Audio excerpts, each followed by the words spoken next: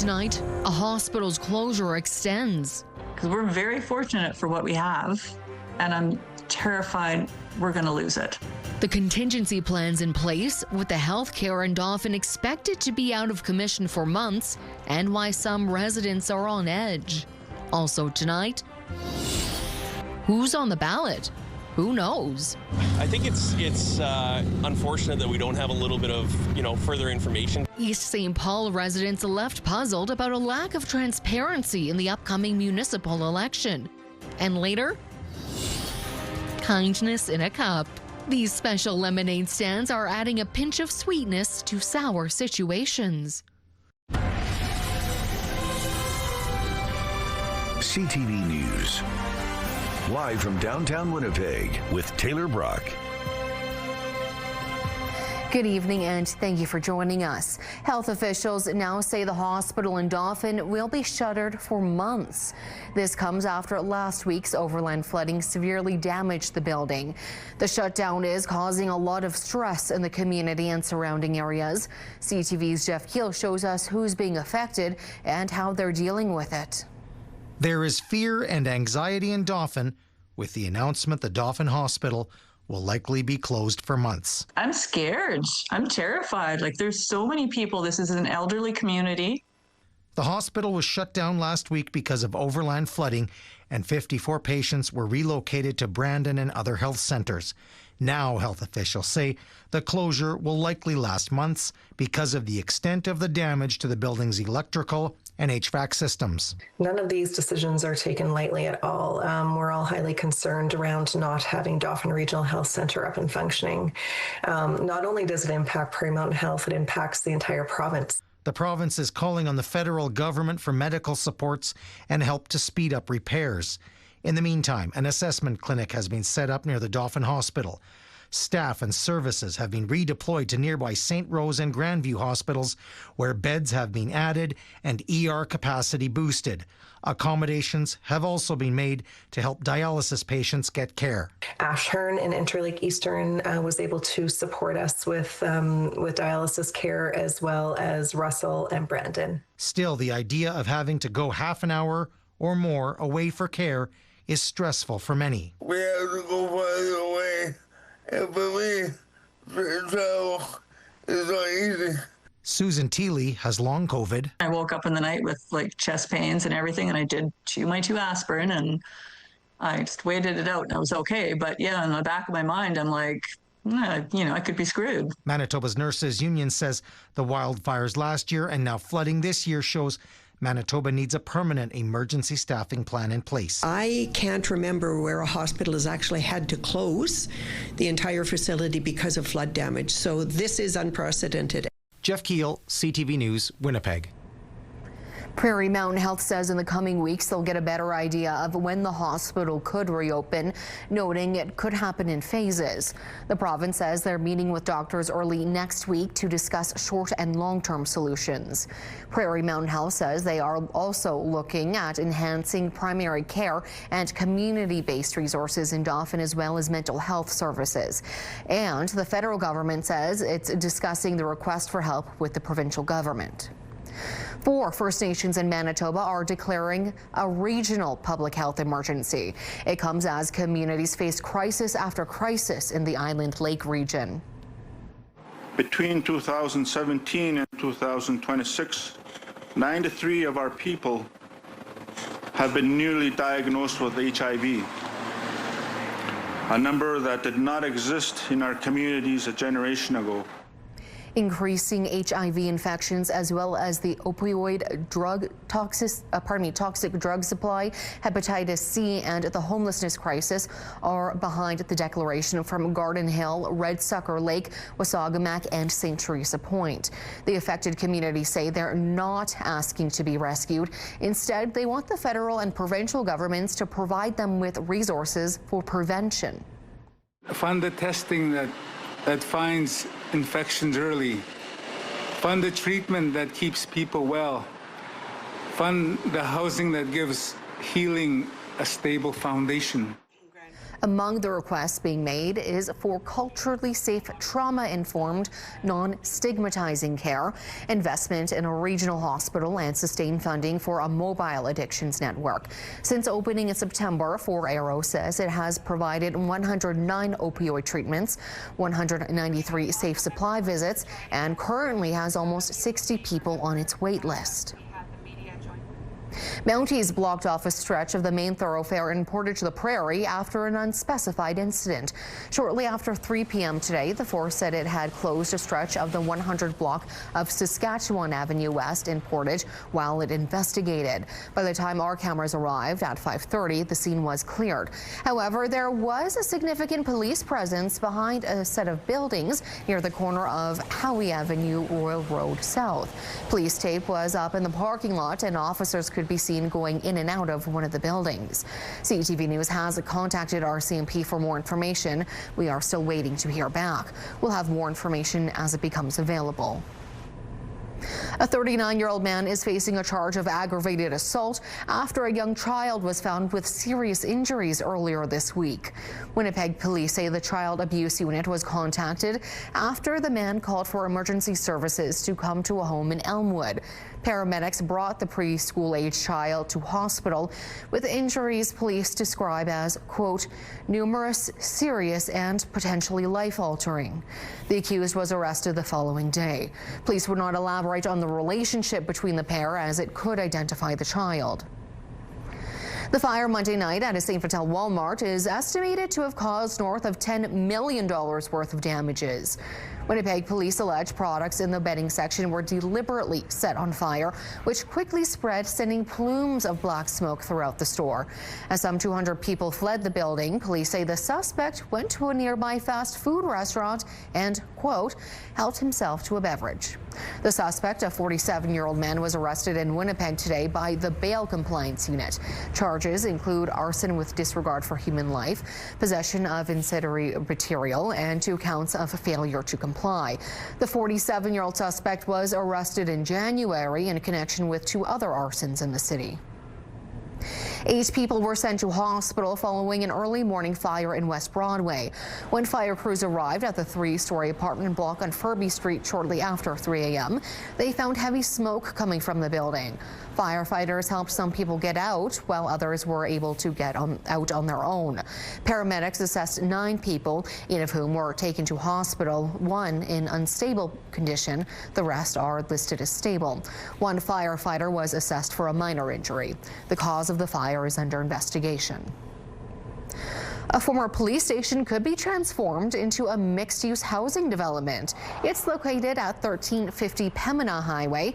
The developer, Broken Head Ojibwe Nation, is proposing it become a 150-unit, 7-story apartment building. 40% of the units are intended for affordable housing, and a city committee is recommending the proposal be approved. The city is also eyeing changes to a public lane with the goal of extending it from Dowker Avenue to Pembina Highway and adding lighting and an improved drainage system. The design of the housing development will be finalized sometime in the summer or fall and will be subject to City Council approval. If approved, construction could begin as early as this year and wrap up sometime in 2028. And here's our first look at tonight's weather. It's currently 19 degrees. We are seeing a bit of a cloudier sky actually here in Winnipeg, and winds out of the south-southeast at 16 kilometers an hour. Tonight we can expect to see a partly cloudy sky with those temperatures at about 17 degrees as the low. Pardon me. Tomorrow starts off with sunshine with a mix of sun and cloud coming in later in the morning. 17 degrees is what we'll start off with. East St. Paul residents know when they're heading to the voting booth, but it'll be a while before they'll learn whose names are on the ballot. The reasoning behind this confusing consensus next. The countdown to municipal fall elections is underway, including in East St. Paul on October 28th. People in the community want to know who's running, but they're being told they have to wait until late September to find out. It's not going over well. CTV's Joseph Bernacki explains. Brian Watchko threw in his hat for the East St. Paul Council this fall. He registered last week, but he doesn't know who else did.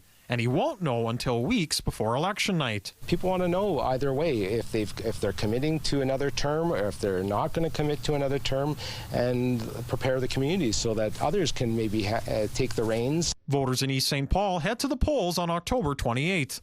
Candidates could register as of June 30th, but the RM has decided to not publish who is running until late September, and that includes incumbents. Watchko says residents have the right to know, especially if they show up on doorsteps claiming to be candidates. There's no way for that resident to contact the elections person and confirm if that's an actual registered candidate. And residents in the community feel the move lacks transparency. We don't have a little bit of, further information to be able to understand, who's running, what they're about, what their platforms are. The more time that residents have to be able to look into this would be beneficial. In a statement to CTV News, the RM of East St. Paul says the 2026 election is being run in accordance with provincial law, saying in part, municipalities and senior election officials should not be left to interpret the legislation differently. Clear, consistent guidance from the province would ensure the election process is administered uniformly across Manitoba.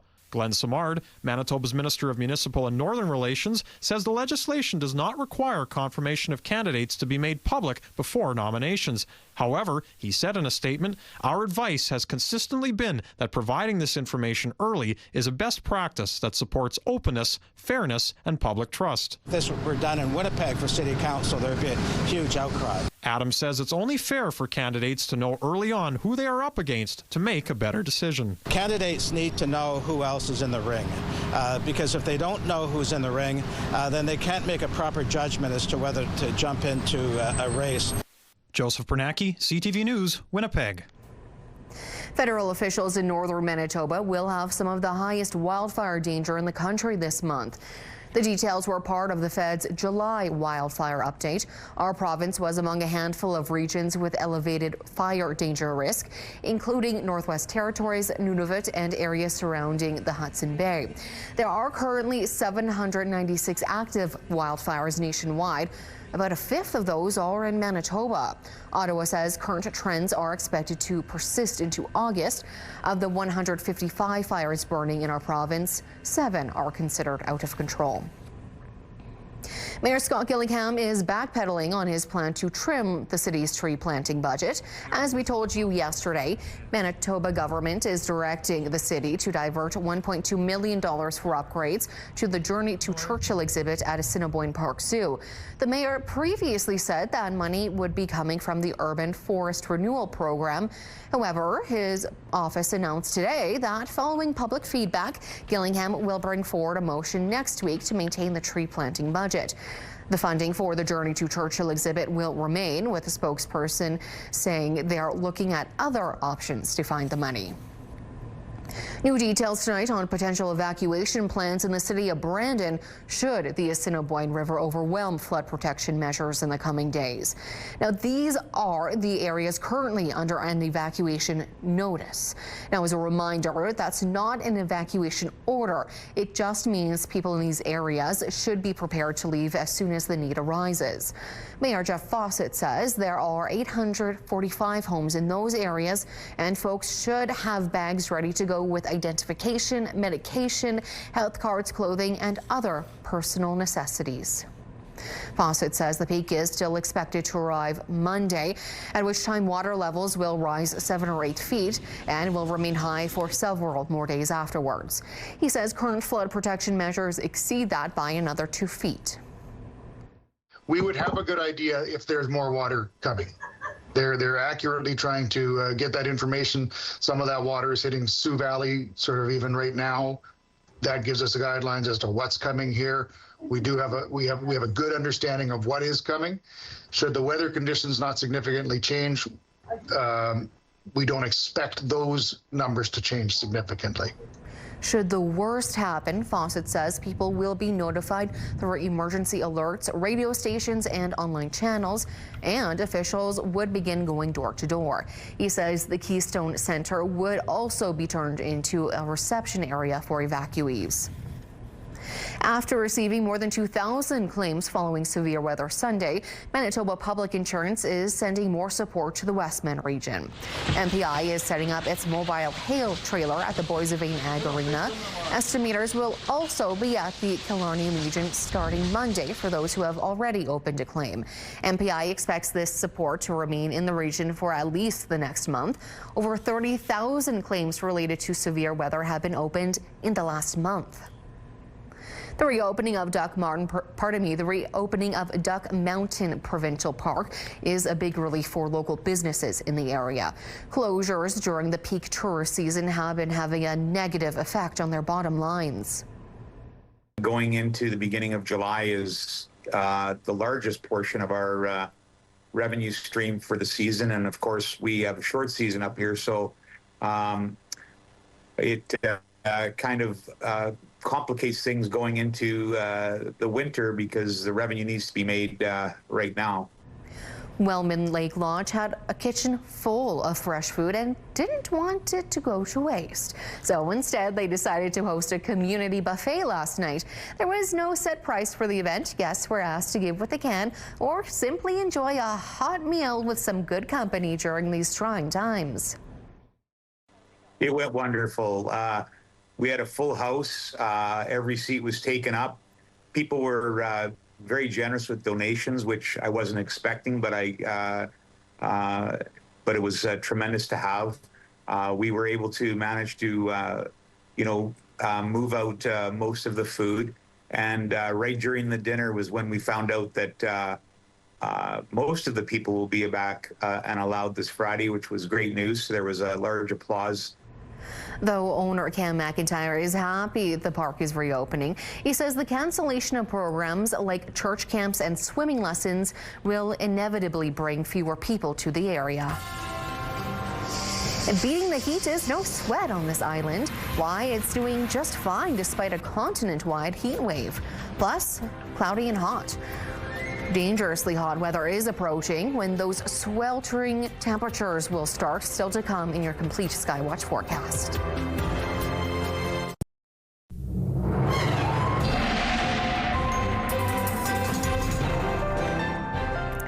Tonight's Skywatch photo comes to us thanks to Ian over in Gimli of this shot of the harbor in the morning.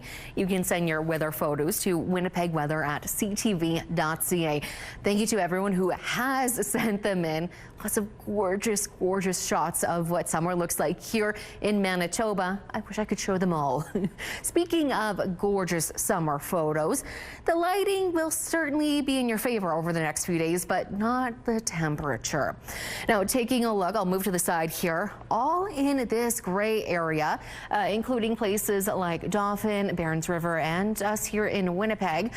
We are going to be having some very hot temperatures over the next 5 or so days. And along with that right now, actually, some communities are still seeing some, well, frankly, heavy rainstorms. This system here, as you can see, it caused some trouble in southwestern Manitoba a little earlier in the afternoon today. It has since pushed much further north, bringing in some heavy rain and that thunderstorm potential for northeastern Manitoba. That's going to continue not just tonight, but much of tomorrow as well. While that happens, things fairly clear to the south, including in much of northwestern Ontario, like Kenora. There is a chance you folks could be seeing some scattered showers tomorrow evening, which might help cool things down a little bit because temperatures will be quite hot. We are also seeing on Saturday across central Manitoba a chance for some rain to fall on you folks as well. But with those hot temperatures, I'm sure that'll dry up. Again, as we mentioned, that chance of thunderstorms in tonight and early tomorrow morning in northeastern Manitoba and northwestern Manitoba, Norway House and Lynn Lake. A chance of that tonight. However, it will not be around early tomorrow morning. Norway House 26 degrees as your expected high for the day, but quite cloudy. A few clouds kicking around in the south. Brandon tomorrow, though, quite sunny with 29 degrees as your high, not including what it'll feel like with the humidity. Winnipeg, we're going to jump right up to 30 degrees Celsius with lots of sunshine for us. However, with that humidity, it could actually feel a little more like 34. Taking a look in Kenora tonight, as mentioned, that chance of rain and thunderstorms, lower chance of that falling tomorrow with 28 degrees as the expected high. And as mentioned, temperatures well into the mid-30s throughout the next few days starting on Saturday. As much of Europe swelters in the heat, people in one island in Croatia are resorting to the old ways. The island Rab is built for people to find shade with their narrow, winding streets. Local structure their entire days around the position of the sun and doing the most strenuous of their tasks in the morning and evening and chilling during the hottest parts of the day.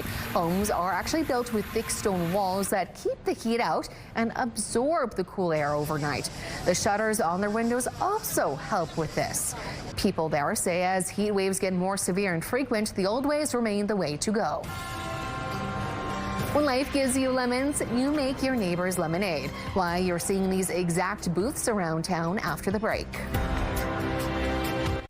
Summer brings with it very warm temperatures. If you're going to be outside, you'll want to make sure you stay hydrated. And if you do it by buying a glass of lemonade, it could also help people living with cancer. CTV's John Hendricks explains. On a hot summer day, a glass of ice-cold lemonade can make you feel great. And as it turns out, lemonade can also help people who aren't even drinking it.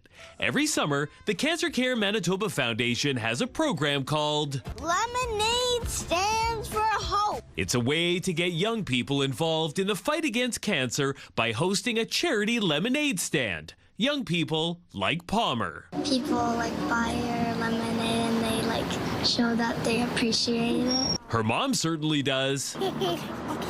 At the age of 34, Lauren Rathwell was diagnosed with stage 2 breast cancer that had spread to her lymph nodes. 8 rounds of chemotherapy and then 20 rounds of radiation. And I was a busy mom of 2 young girls when I was diagnosed. It was not an easy journey, but Rathwell says the support she received from Cancer Care Manitoba, family and friends was amazing. And now her family is giving back. We've already hosted actually one and raised just shy of $200, and we're going to continue with that because the money that's raised for this stays in Manitoba for people like me and my family going through cancer. The Lemonade Stands for Hope campaign officially gets underway on July 17th.